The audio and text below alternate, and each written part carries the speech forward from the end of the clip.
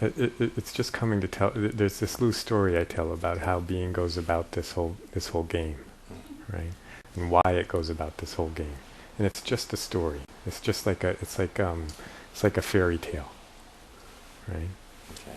So once upon a time, right, or once upon no time, right, there was this beingness that was, like I said, already everywhere and every when. It already like stretched through all space and all time. It was like it's just this really big thing, right? So big that there wasn't anything else. There wasn't room for anything else, because if you went all the way to this edge of it, there was just more of it, right? It just filled it all up, right? And that was fine, except it's like, who do you like pal around with? Where do you go to like have a beer with somebody, right? You can't go somewhere because you're already there. You can't like, play with someone because you are already it, right? So what to do? It's like, and again, it's all time.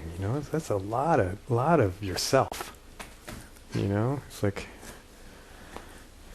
what's so interesting about that? So what to do? It's like, does it really make sense that a beingness like that, right, would create these little like figurines, these little Barbie doll and Ken doll like beings, and think it was fun to have one like talk to the other, and have them go and do something, and it's like, hello, it's like maybe a little bit more mature than that, a little bit beyond that kind of activity, right? That's not what it's looking for. It doesn't want to create imaginary little characters and have them all just pretend that they're actually something happening, right?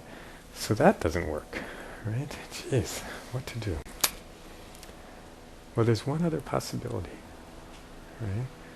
And that is for this everywhere, everywhenness, right? Which, especially in the experience of everywhereness and everywhenness, it's pretty much expanded, right? You can't get much more expanded than, totally expanded, right?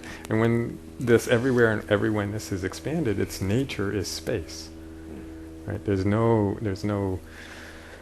nothing in the space. It's just space, right? So one possibility is for it to just create another everywhere and everywhenness. And that's no problem, because two spaces can occupy the same space. There's nothing in the way. There's nobody's going to be bumping into each other because you got two everywheres and everywhens. No problem. They take up the same space. Why stop at two? Right? Why not just create an incredibly infinite number of everywheres and everywhens? Right? See now, any one of those everywheres and everywhens can contract down, right? Into some form, into something, right? And it's no problem as long as somebody stays home and watches the everywhere and the everywhen. Make sure that everywhere stays everywhere and everywhen stays everywhen, right? And when there's trillions of them, you can huge numbers of everywheres and everywhens, then you can all take turns, right? And when you need a little rest, you just go spread out and be everywhere and everywhen. And then when you want to have some fun, you just contract into something somewhere. Right? And guess what? Now you can like party, right? Now you can like do all kinds of stuff. You can dance, you can fight, you can make love, you can go to war, you can, play music together, you can, explore all these different places within everywhere and everywhen, because it's okay to contract. It's okay to identify. It's okay to take on these forms. Right? And see, and that's why this experience of form, of identification, of being human, it's why it's so intense, right? Because it's not, what you are is not some little Barbie doll or Ken doll, What you are is infinity itself, the ultimate Godhead reality, right? Playing at being human. It's pretty convincing, right? And that's also what everybody else is. Right? That's why they can be so annoying. Right? It's not just some sort of little automatic creature, wind-up toy being annoying. No, it's God itself being an annoying person.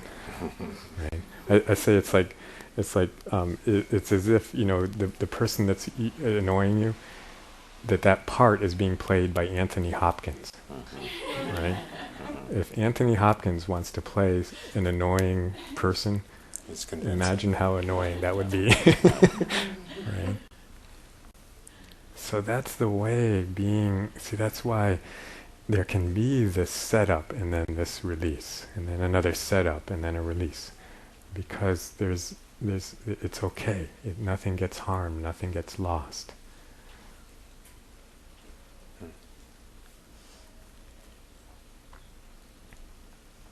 Yeah. Remember, that's just a story. It's like a poetic description of something that can't totally really be understood. But it does give a sense that actually maybe there's no mistakes here.